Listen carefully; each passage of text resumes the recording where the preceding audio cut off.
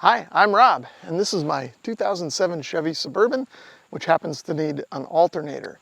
Now, before I show you how I'm going to change that today, I will mention that I'm not a professional mechanic, so keep that in mind as you watch the video and consider it for entertainment value only. Before I change the alternator, let me go through the troubleshooting process and show you how I determined that the alternator was in fact bad. So the first sign of trouble came when the battery light came on, and I got a notice down here telling me to service the battery charging system.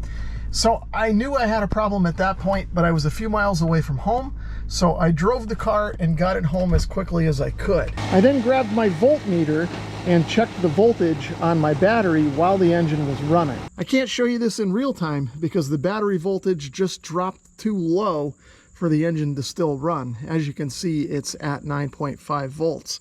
But when the engine was running, if I probed it with the voltmeter like I am now, I should have seen something around 13.8 or 14 volts, and I wasn't. And that usually indicates that the alternator is in fact bad. The next thing I did while the engine was still running was to check the voltage on the alternator. I connected up my red lead to the terminal on the back of the alternator after moving the safety boot out of the way. I then touched my negative lead to the body of the alternator, and I saw that I was getting around 9.7 volts there, just like I was at the battery. So that told me that the alternator was no longer doing its job and charging the battery like it was supposed to. When I did this in real time with the engine running, I was very careful to position the meter and the leads so they didn't get wrapped up and caught in any of the moving parts of the engine. In the previous clip, I had the meter and the leads positioned for optimal camera angle, not the actual way I did it when I actually did it. To change the alternator, I'll first start by removing the cover on top of the engine. And that's just held on with some rubber clips. Now the next thing I want to do is very important for safety. I want to disconnect the battery. When we're working on the back of the alternator, we're going to be working with a direct connection to the battery, and we could short things out and cause problems that way. So I'll start by grabbing a 10mm socket and loosening up the nut that holds on the negative battery terminal. I shouldn't have to remove the nut all the way, just enough to loosen it and slip this off the battery and get it back out of the way so it can't drop onto the battery and complete the circuit like it almost just did there. Now with the negative terminal out of the way, we really don't need to disconnect the positive terminal. But out of an abundance of caution, I'm going to do it anyway.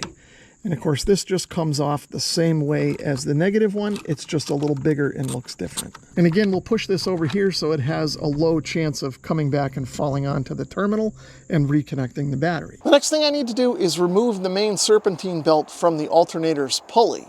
Now, I don't have to take the belt all the way off the car, I just have to slip it off of this pulley. In order to loosen the bolt, I just need to actuate the belt tensioner.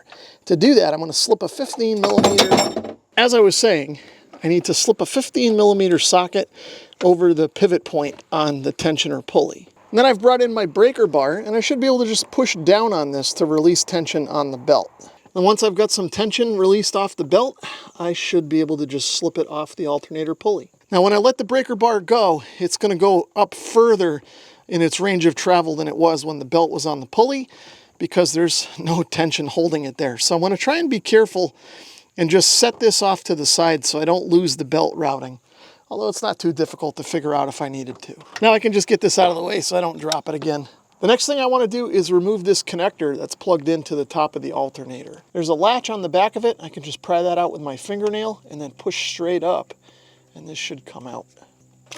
And then there's a closer look at the connector with the latch on the back. Now I want to remove the wire off the terminal on the back of the alternator. As I mentioned earlier in the video, I've already moved the protective boot out of the way. This just normally kind of goes over and covers this. Now that that's out of the way, I'm going to grab a 10mm socket and just loosen this off of here. And I want to be extra careful I don't drop this nut or washer down in the engine somewhere. Now that just slides off and we should be good to go. So now I'll use my same 15mm socket and I'll remove these two bolts that hold the alternator onto the bracket. That one seemed kind of looser than I would have expected it to be. And that one wasn't too tight either.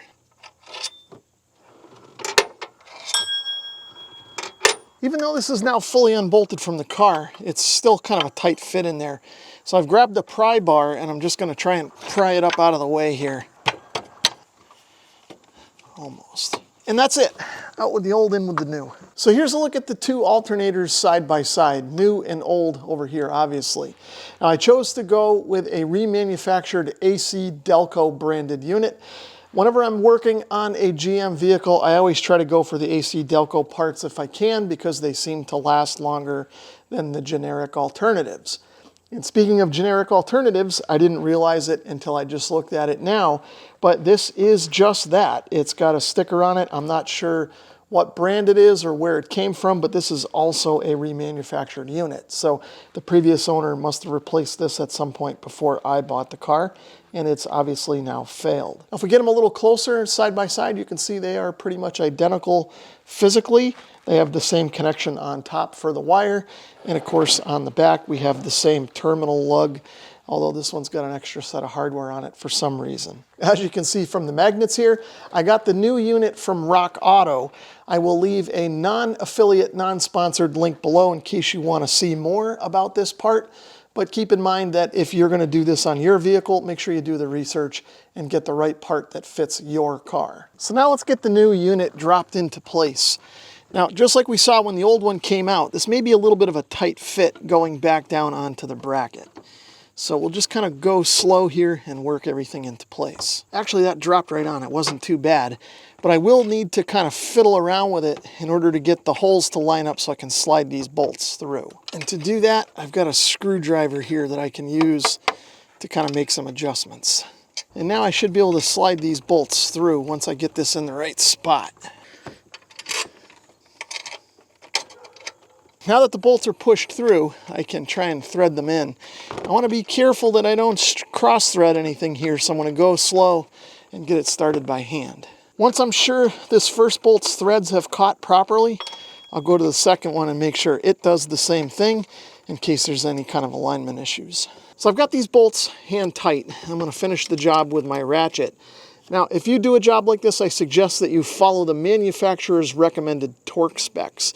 I'm just going to go by feel and experience here, and also consider the fact that these bolts were actually kind of loose when I took this off. Either way, make sure that you do the job right. Don't necessarily do what I'm doing. Now, one thing I will mention is that as I tighten these up, I'm going to alternate between the two so that I don't over torque one versus the other. Now I'll pull this nut off the back of the terminal, and we'll bring in the main wire, get that slipped over, and bring the nut back and tighten that up as well. And then again with this, you may want to look up the torque specs for this as well, but I'm just going to, again, go by experience and feel. While I'm here, I'm going to put this boot back on as well. And now we'll plug this other wire back in, making sure that the locking latch is towards the back of the engine.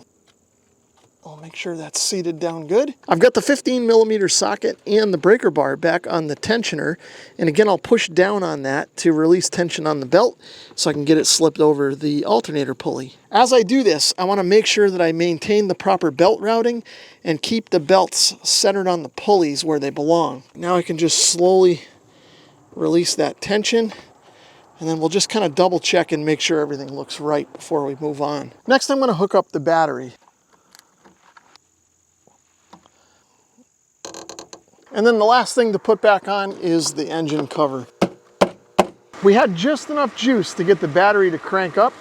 The engine's running. Let's check the voltage at the battery here and see what we have. So it looks like we've got about 13.3 volts. Now normally I'd like to see that a little bit higher, but I also have to keep in mind that this battery is half dead and the alternator is doing quite a bit of work to get this thing charged back up right now. So the only thing left to do now is to box up the old alternator and send that back to Rock Auto so I can get my core charge back. I hope you enjoyed this video. Thanks for watching.